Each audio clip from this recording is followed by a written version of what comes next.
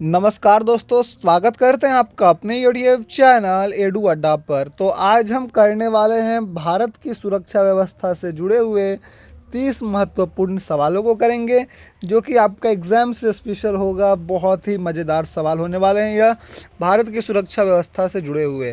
तो अब अगर आप हमारे चैनल पर नए हो तो चैनल को सब्सक्राइब करके बेल आइकन को प्रेस कर दीजिएगा। चलिए स्टार्ट करते हैं भारत की सुरक्षा व्यवस्था से जुड़े हुए सवाल। तो सबसे पहला सवाल कहता है हमारा कि भारत का सर्वोच्च सैन्य कमांडर कौन होता है। ऑप्शन आपके सामने ये रहे: प्रधानमंत्री, राष्ट्रपति, रक्षा मंत्री या सेना प्रमुख। इन चारों में कौन भारत का सर्वोच्च सैन्य कमांडर होता है? तो इसका जो सही उत्तर होगा बच्चों, वह होगा राष्ट्रपति। ऑप्शन बी बोले तो प्रेसिडेंट जो है ये भारत के सर्वोच्च सैन्य कमांडर होते हैं। अब आगे देखते हैं अगला सवाल हमारा क्या कहता है। हमारा अगला सवाल है, भारत में रक्षा मंत्रालय की स्थापना कब हुई? भारत में रक्षा मंत्रालय की स्थापना कब हुई? ऑप्शन ए 1947, बी 1950, सी 1952 या फिर डी 1962 में। तो भारत में रक्षा मंत्रालय की स्थापना की बात करें तो वह हुई है आपका 1947 में, यानी कि जब हमारा भारत आज़ाद हुआ था उसी समय भारत में रक्षा मंत्रालय की स्थापना हो गई थी। अब बात करते हैं अगले सवाल की ओर। हमारा अगला सवाल, राष्ट्रीय सुरक्षा सलाहकार एनएसए किस पद को रिपोर्ट करता है? जो हमारे राष्ट्रीय सुरक्षा सलाहकार हैं वह किस पद को रिपोर्ट करते हैं? किसी भी सूचना को सबसे पहले वह किसे देते हैं? ऑप्शन है राष्ट्रपति, बी प्रधानमंत्री, सी रक्षा मंत्री या डी गृह मंत्री। तो इसका जो सही उत्तर होगा बच्चों वह होगा ऑप्शन बी प्रधानमंत्री, यानी कि प्राइम मिनिस्टर को। जी हाँ, प्राइम मिनिस्टर को वह रिपोर्ट करते हैं। अब देखते हैं अगला सवाल बच्चों। हमारा अगला सवाल क्या कहता है, रॉक का पूरा नाम क्या है? रॉक का फुल फॉर्म यहाँ पर पूछ रहा है आपसे कि रॉक का पूरा नाम बताइए। Option A research and weapon, B research and analysis wing, C research army wing या फिर रिजर्व आर्मी विंग है, सॉरी बच्चों रिजर्व आर्मी विंग है, और डी है रीजनल आर्मी वारफेयर। इसका सही उत्तर क्या होगा आप हमें कमेंट सेक्शन में बताइए और इसका सही जवाब हम आपको देते हैं। इसका जो सही जवाब होगा बच्चों रिसर्च एंड एनालिसिस विंग, यानी कि ऑप्शन बी जो है इसका सही उत्तर होगा रॉ का पूरा नाम। अब देखते हैं अगला सवाल बच्चों। अगला सवाल देखिए, भारत का पहला परमाणु परीक्षण कब और कहाँ हुआ? जी हाँ, भारत का पहला परमाणु परीक्षण कब और कहाँ हुआ था? ऑप्शन ए 1971 में पोखरण में, 1974 में पोखरण में, या फिर 1998 में श्रीहरिकोटा, या 2000 ईस्वी में थार मरुस्थल। तो बताइए भारत का पहला परमाणु परीक्षण कब और कहाँ हुआ था? तो इसका सही उत्तर होगा आपका ऑप्शन बी, यानी कि 1974। जी हाँ, 1974 में पोखरण में हुआ था बच्चों। ऑप्शन बी इसका सही उत्तर होगा। अब देखते हैं अगला सवाल देखिए क्वेश्चन नंबर 6 की ओर। क्वेश्चन नंबर 6 हमसे पूछता है कि भारत की तीनों सेनाओं का संयुक्त मुख्यालय कहाँ स्थित है? जी हाँ, भारत की तीनों सेनाओं का संयुक्त मुख्यालय है वह कहाँ पर स्थित है बच्चों? ऑप्शन आपके सामने कुछ इस प्रकार से। ऑप्शन ए पुणे, बी नई दिल्ली, सी चेन्नई या डी हैदराबाद। इसका सही उत्तर क्या होगा?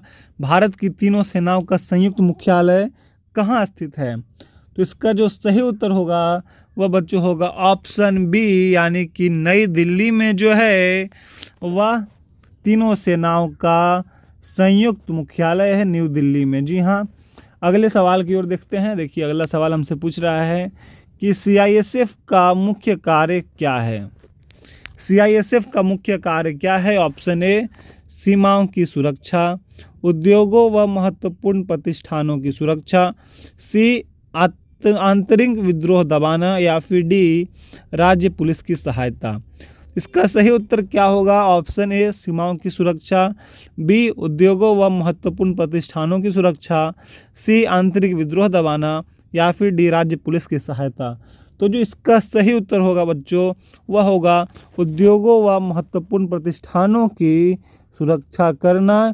यही होता है CISF का मुख्य कार्य, यानी कि ऑप्शन बी आपका सही होगा। अगले सवाल की ओर बच्चों देखते हैं, BSF की स्थापना कब हुई थी?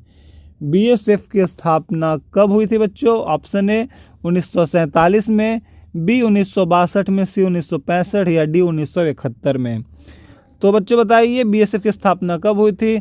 1947 में या 1962 में या 1965 में या फिर 1971 में? तो इसका सही उत्तर होगा बच्चों ऑप्शन नंबर 8 का, सवाल नंबर 8 का आपका ऑप्शन सी 1965 में। जी हाँ, अब बताइए 1965 में और क्या हुआ था? BSF की स्थापना तो हुई थी, इसके अलावा और क्या हुआ था 1965 में? इसका जवाब आप मुझे कमेंट सेक्शन में दीजिए। अगला सवाल देखते हैं, भारत का कोस्ट गार्ड डे कब मनाया जाता है? भारत का कोस्ट गार्ड डे है वह कब मनाया जाता है? ऑप्शन 1 जनवरी, बी 1 फरवरी, सी 26 जनवरी या डी 15 अगस्त को।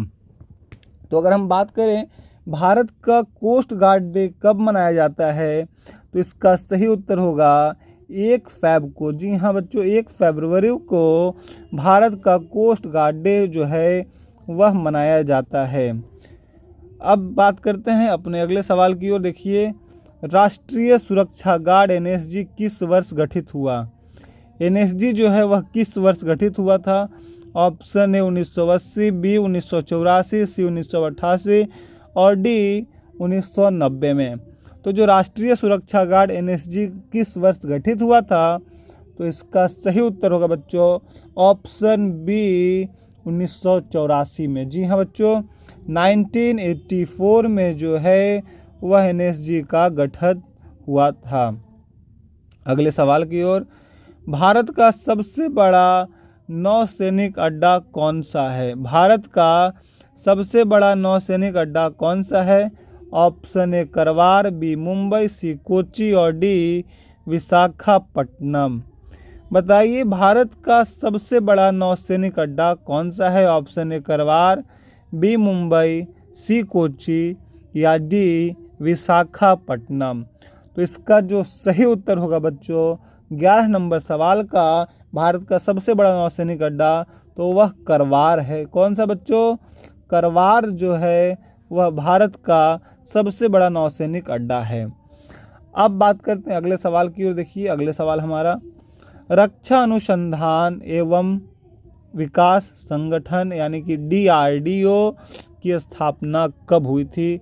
यह सवाल हमारा 12 नंबर सवाल है। रक्षा अनुसंधान एवं विकास संगठन यानी कि DRDO की स्थापना कब हुई थी? ऑप्शन ए 1955, बी 1958, सी 1960 या डी 1971 में। तो बच्चों इसका जो सही उत्तर होगा 1900, आप बताओ, यहाँ देखिए 1958 जो है इसका सही उत्तर होगा।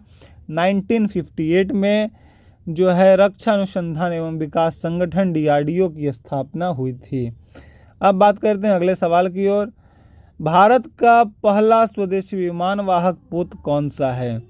भारत का पहला स्वदेशी विमान वाहक पोत कौन सा है? Option A INS Virat, B INS Vikrant, C INS Vikramaditya या डी INS अजीत। इसका सही उत्तर क्या होगा? भारत का पहला स्वदेशी विमान वाहक पोत कौन सा है? Option A INS Virat, B INS Vikrant, C INS Vikramaditya या डी INS अजीत। तो इसका जो सही उत्तर होगा बच्चों, भारत का पहला स्वदेशी विमान वाहक पोत INS विक्रांत है। INS विक्रांत जो है भारत का सबसे पहला स्वदेशी विमान वाहक पोत है। ऑप्शन बी आपका सही उत्तर। अगले सवाल की ओर देखते हैं। अगला सवाल देखिए, ITBP का कार्यक्षेत्र कहाँ है? ITBP का कार्यक्षेत्र कहाँ है? इंडो तिब्बतियन बॉर्डर पुलिस का जो है वह कार्यक्षेत्र कहाँ है? पाकिस्तान सीमा, चीन सीमा, समुद्री क्षेत्र या उत्तर पूर्वी राज्य? इसका सही उत्तर क्या होगा? ITBP का कार्यक्षेत्र के बारे में पूछ रहा है कौन सा जगह है आईटीबीपी का जो कार्य क्षेत्र है? तो इसका जो सही उत्तर होगा बच्चों वह होगा ऑप्शन बी, चीन सीमा। जी हाँ, चीन, चाइना का जो बॉर्डर है वह होगा इसका सही जवाब, आईटीबीपी का कार्य क्षेत्र।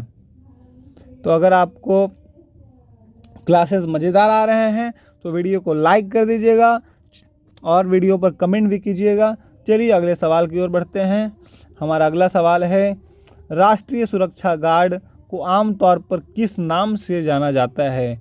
हमारे एनएसजी को किस नाम से जाना जाता है आमतौर पर? Option A black cat commando, B green cat commando, C blue commando या डी डेजर्ट कमांडो।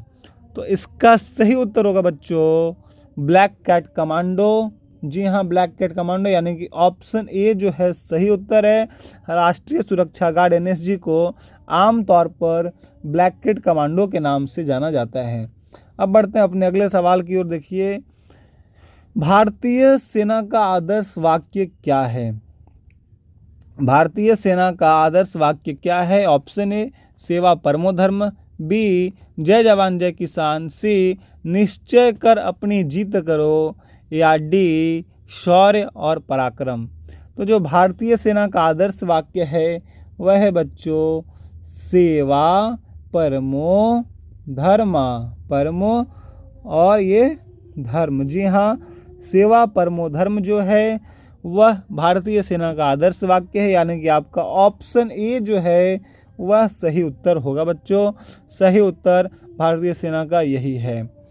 भारतीय सेना का जो आदर्श वाक्य है यही ऑप्शन सही है। अगले सवाल की ओर बढ़ते हैं।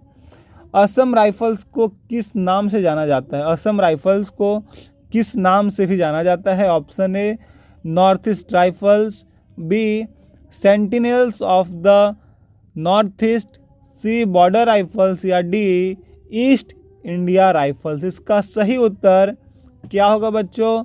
जवाब कमेंट सेक्शन में दीजिएगा। अब हम बढ़ते हैं अगले सवाल की ओर। देखिए हमारा अगला सवाल क्या कहता है, 18 नंबर सवाल है कि भारत का पहला परमाणु पनडुब्बी कौन सा है? भारत का पहला परमाणु पनडुब्बी कौन सा है? Option A INS Chakra, B INS Arihant, C INS Vikrant या डी आईएनएस वर्षा। इसका सही उत्तर क्या होगा बच्चों? भारत का पहला परमाणु पनडुब्बी कौन सा है? तो इसका सही उत्तर होगा बच्चों आईएनएस अरिहंत। जी हाँ बच्चों, आईएनएस अरिहंत जो है इसका सही उत्तर होगा। भारत का पहला परमाणु पनडुब्बी है। अगले सवाल की ओर बढ़ते हैं। अगला सवाल हमारा, सशस्त्र सीमा बल एसएसबी जो है मुख्यतः किस सीमा की सुरक्षा करता है? जो एसएसबी है वह किस सीमा की सुरक्षा करता है?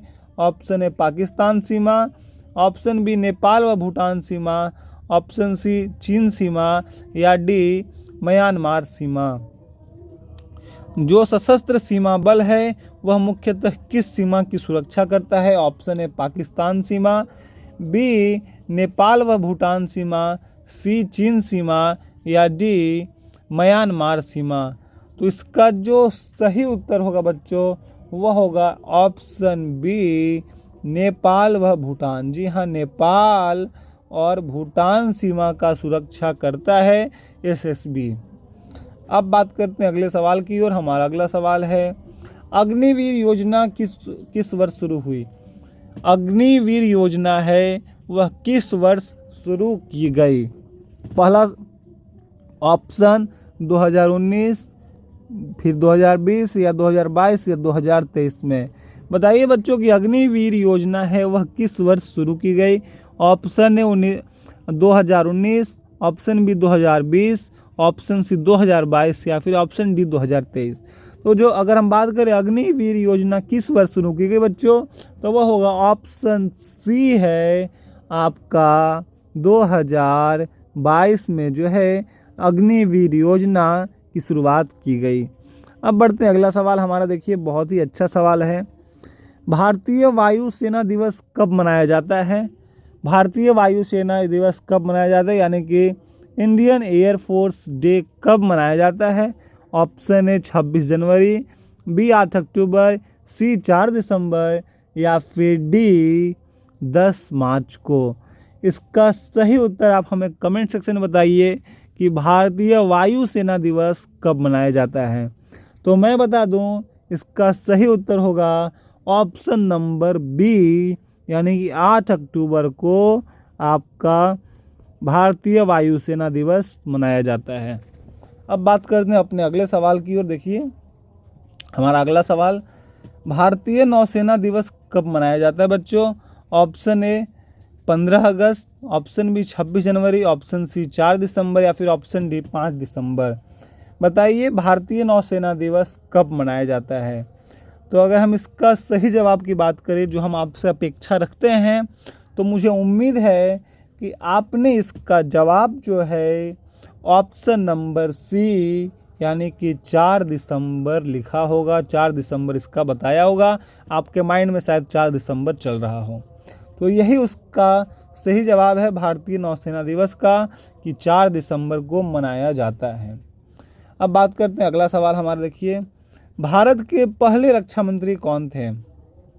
भारत के पहले रक्षा मंत्री कौन थे। ऑप्शन ए वल्लभ भाई पटेल, बी बलदेव सिंह, सी जवाहरलाल नेहरू और डी राजेंद्र प्रसाद।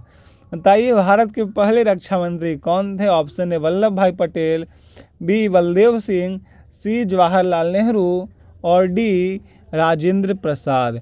तो इसका सही उत्तर क्या होगा। भारत के पहले रक्षा मंत्री कौन थे, इसका सही जवाब दीजिए। तो इसका जो सही जवाब होगा, भारत के पहले रक्षा मंत्री कौन थे, तो इसका सही जवाब होगा भाई बलदेव सिंह जी जो थे वह भारत के पहले रक्षा मंत्री थे। ऑप्शन बी आपका सही उत्तर है बच्चों, बलदेव सिंह। जी हाँ, बलदेव सिंह जी जो थे वह भारत के पहले रक्षा मंत्री थे, प्रथम रक्षा मंत्री थे। अब बात करते हैं अगला सवाल। देखिए डीआरडीओ का मुख्यालय कहाँ स्थित है। डीआरडीओ का मुख्यालय कहाँ स्थित है। ऑप्शन ए मुंबई, बी नई दिल्ली, सी पुणे और डी बेंगलुरु।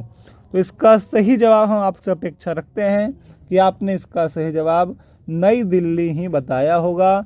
नई दिल्ली इसका सही जगह है। डीआरडीओ का मुख्यालय जो है नई दिल्ली है, न्यू दिल्ली। अब बात करते हैं अगला सवाल, 25 नंबर सवाल देख लीजिए। भारत का पहला उपग्रह प्रक्षेपण वाहन कौन सा था। भारत का पहला उपग्रह प्रक्षेपण वाहन कौन सा था। Option A PSLV, B ASLV, C SLV-3 या फिर डी GSLV। बताइए भारत का पहला उपग्रह प्रक्षेपण वाहन कौन सा था, इसका सही उत्तर क्या होगा। तो बच्चों अगर इसका सही उत्तर की हम अपेक्षा करें कि भारत का पहला उपग्रह प्रक्षेपण वाहन कौन सा था, तो इसका सही उत्तर था आपका ऑप्शन नंबर सी, यानी कि SLV-3 जो है भारत का पहला उपग्रह प्रक्षेपण वाहन था। SLV जी, ये SLV है, आप इसको एक्स मत समझना, ये आपका SLV है। यहाँ देखो SLV-3 ऑप्शन, ये देखो SLV-3 है। अगले सवाल की ओर बढ़ते हैं बच्चों। अगला सवाल देखिए, ऑपरेशन विजय किस युद्ध से संबंधित है। ऑपरेशन विजय जो है किस युद्ध से संबंधित है। ऑप्शन ए 1965, बी 1971, सी 1999 कारगिल युद्ध या फिर डी 1962। जी हाँ, बताइए कौन सा युद्ध से संबंधित है आपका ऑपरेशन विजय। तो अगर हम बात करें ऑपरेशन विजय की, ऑपरेशन विजय किस युद्ध से संबंधित है, तो वह होगा 1999 का कारगिल युद्ध बच्चों। जी हाँ, 1999 का कारगिल युद्ध। कौन सा बच्चों, तो यह कारगिल युद्ध से संबंधित है ऑपरेशन विजय। अब बात करते हैं अपने अगले सवाल की ओर। देखिए अगला सवाल हमारा, डिफेंस एक्सपो का आयोजन कितने साल में एक बार होता है। डिफेंस एक्सपो का आयोजन कितने साल में एक बार होता है। ऑप्शन ए हर साल, बी 2 साल, सी 3 साल या डी 5 साल। बताइए डिफेंस एक्सपो का आयोजन कितने सालों में एक बार होता है। तो इसका जो सही उत्तर होगा बच्चों, वह होगा हर 2 सालों में एक बार होता है डिफेंस एक्सपो का आयोजन, यानी कि ऑप्शन बी सही है, 2 ईयर्स। जी हाँ बच्चों, 2 ईयर्स है जो कि डिफेंस एक्सपो का आयोजन हर 2 साल में होता है। अब देखते हैं बच्चों अपना अगला सवाल, क्वेश्चन नंबर 28 की ओर हम बढ़ते हैं। क्वेश्चन नंबर 28 क्या कहता है, भारत की पहली रक्षा मंत्री कौन बनी? इसका जवाब की अपेक्षा हम आपसे रखते हैं, इसका जवाब हम नहीं देंगे। ऑप्शन ए देख लेते हैं, प्रतिभा पाटिल, बी सुषमा स्वराज, सी निर्मला सीतारमण या फिर डी इंदिरा गांधी। बताइए भारत की पहली रक्षा मंत्री कौन बनी? Option A Pratibha Patil, B Sushma Swaraj, D Nirmala Sitharaman या सी निर्मला सीतारमण या फिर डी इंदिरा गांधी। इन चारों में से कौन सा ऑप्शन सही होगा? आप इस बॉक्स में बताइए कि कौन सा ऑप्शन सही है, ए, बी, सी या फिर डी। इन चारों में से कौन सा ऑप्शन सही है, इस बॉक्स में आप मुझे बताइए। अगला सवाल देखते हैं बच्चों, अगला सवाल देख लीजिए। भारतीय सेना में सर्वोच्च पद कौन सा है? भारतीय सेना में सर्वोच्च पद कौन सा है? Option A general major general, B field marshal, C colonel या फिर डी लेफ्टिनेंट जनरल। इसका सही जवाब क्या होगा बच्चों? भारतीय सेना में सर्वोच्च पद कौन सा है, इसका भी जवाब का उम्मीद हम आपसे रखते हैं, लेकिन इसका जवाब हम आपको देंगे कि इसका जवाब क्या होगा। Option A major general, option B field marshal, option C colonel या फिर ऑप्शन डी लेफ्टिनेंट जनरल। इसका जो सही उत्तर होगा बच्चों, इस बॉक्स में हम बता रहे हैं, इस बॉक्स में कि इसका सही उत्तर होगा ऑप्शन नंबर बी, यानी कि फील्ड मार्शल जो है वह आपका सही जवाब होगा बच्चों। भारतीय सेना में सर्वोच्च पद जो है फील्ड मार्शल का होगा। अब देखते हैं अगला सवाल, देख लीजिए। मेक इन इंडिया योजना के तहत विकसित पहला स्वदेशी लड़ाकू विमान कौन सा है? मेक इन इंडिया योजना के तहत पहला स्वदेशी लड़ाकू विमान कौन सा है? Option A Tejas, B MiG-21, C Sukhoi 30 या फिर डी राफेल। अगर हम बात करें मेक इन इंडिया योजना के तहत विकसित पहला स्वदेशी लड़ाकू विमान कौन सा है, तो उसका सही जवाब मैं बता दूं आपको। मैं बता दूं या छोड़ दूं बच्चों, ये बताओ। मैं बता दूं इसका सही जवाब या छोड़ दूं? चलो मैं बता ही देता हूँ इसका सही जवाब क्या होगा। तो इसका सही जवाब होगा बच्चों तेजस। जी हाँ, तेजस जो है वह आपका मेक इन इंडिया के तहत विकसित पहला स्वदेशी लड़ाकू विमान है, वह आपका तेजस होगा बच्चों। तेजस जो है मेक इन इंडिया योजना के तहत विकसित पहला स्वदेशी लड़ाकू विमान है। ऑप्शन ए सही जवाब। जी हाँ, ऑप्शन ए सही जवाब। तो अगर आपको आज का क्लास मज़ेदार लगा होगा कि हाँ सर ने चलो बहुत ही अच्छा तरीके से भारत की सुरक्षा प्रणाली से, सुरक्षा व्यवस्था से जुड़े हुए बहुत ही सारे महत्वपूर्ण प्रश्न कराए हैं, अगर आपको ये क्लास सचमुच आनंददायक लगा होगा, अगर आप क्लास के लास्ट तक जुड़े हुए हो, तो हमारे चैनल को सब्सक्राइब करके बेल आइकन को प्रेस कर दीजिएगा। फिर मिलते हैं आपसे फिर किसी वीडियो के साथ में, फिर किसी मज़ेदार टॉपिक के साथ में। हम इसी तरह आपके लिए मज़ेदार टॉपिक्स ढूंढ कर वीडियो बनाएंगे, क्लासेस कराएंगे। अगर मज़ेदार लगा तो चैनल को सब्सक्राइब करके बेल आइकन को प्रेस कर दीजिएगा। मिलते हैं फिर किसी वीडियो के साथ में, तब तक के लिए जय हिंद, जय भारत।